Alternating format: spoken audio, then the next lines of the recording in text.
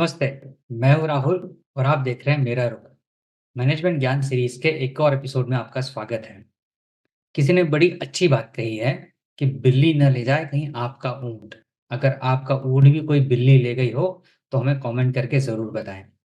अपने जॉब के प्रति अगर आप ईमानदार हैं, तो कोई आपका कुछ नहीं बिगाड़ सकता। एक गांव में एक जाट रहता था। वो बहुत ही सीधा-साधा था। उसके पास एक बहुत ऊंची प्रजाति का ऊंट था, जो दौड़ने में घोड़ों को भी पीछे छोड़ देता था।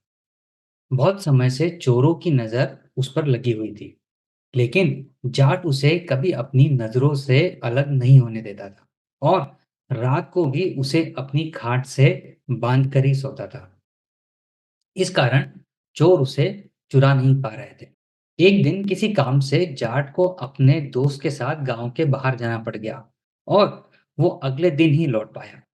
घर लौटकर वो सीधे ऊंट को देखने पहुंचा, लेकिन उसे वहां ऊंट ना दिखा और उसके चेहरे का रंग उड़ गया। उसने अपनी पत्नी से ऊंट के बारे में पूछा। इस पर पत्नी बोली, मुझे क्या पता, मैं तो सोच रही थी कि तुम ऊंट को अपने साथ ले गए होंगे। जाट समझ गया कि ऊंट चोरी हो गया है। वो भागकर दरोगा के पास पहुंचा और उसे ऊंट चोरी होने की शिकायत करी। दरोगा की चोरों से साठगांठ थी।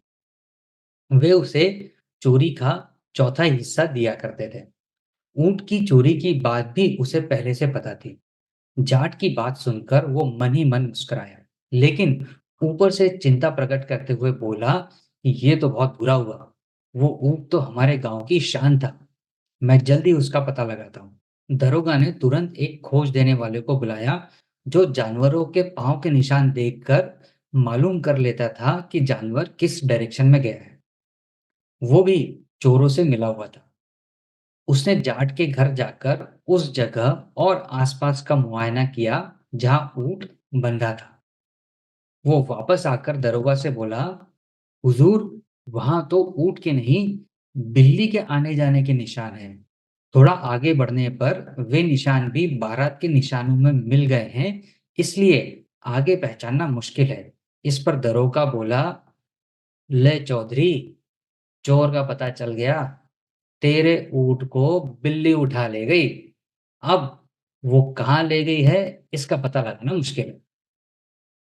दरोगा की बात सुनकर जाट भौंचक्का रह गया, लेकिन उसमें दरोगा की बात का विरोध करने की हिम्मत नहीं थी। वो उसकी हाँ में हाँ मिलाकर चुपचाप अपने घर लौट गया।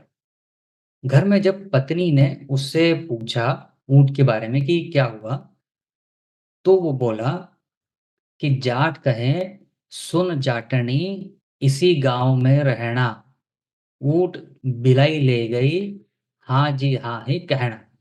दोस्तों, अगर इस कहानी के मैनेजमेंट ज्ञान पर नजर डालें, तो यही होता है हाँ जी करने का नतीजा। अब आप में गलत बात का विरोध करने की हिम्मत ही नहीं है, तो ऐसी अनहोनी बात को पचाना ही पड़ेगा।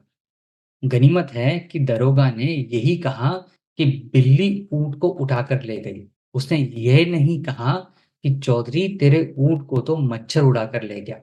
अरे, आप हंस रहे हैं? कितनी गलत बात है कि उसका ऊंट चोरी हो गया और आपको हंसी सूझ रही है।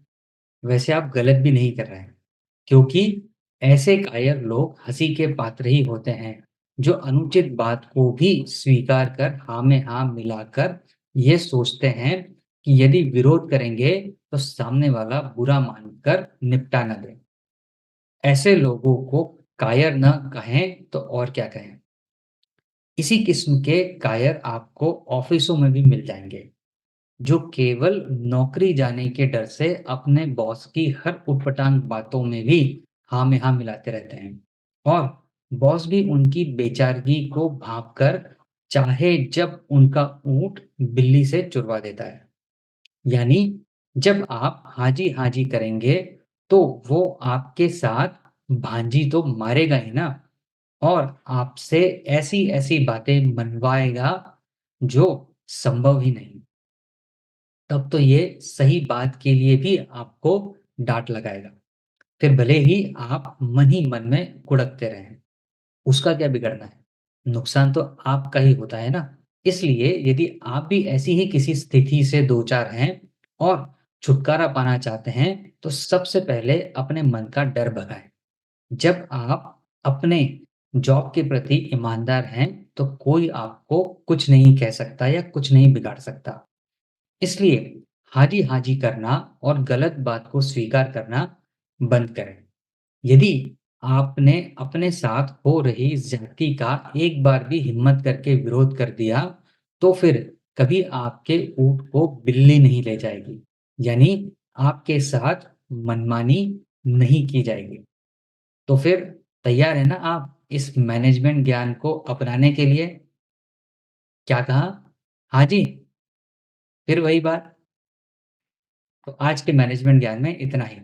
उम्मीद है आपको ये पसंद आया होगा। अगर पसंद आया हो तो इसे अपने मित्रों और जानने वालों के साथ ज़रूर शेयर करें, ताकि इस ज्ञान का लाभ उनको भी मिले और आप आपके विचार हमें कमेंट के माध्यम से ज़रूर बताएँ।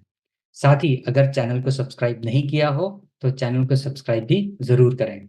मिलेंगे आपसे अगले बुधवार सुबह 8 बजे किसी नई कहानी, किसी नए मैनेजमेंट ज्ञान के साथ। तब तक अपना और अपने अपनों का ख्याल रखिए। धन्यवाद।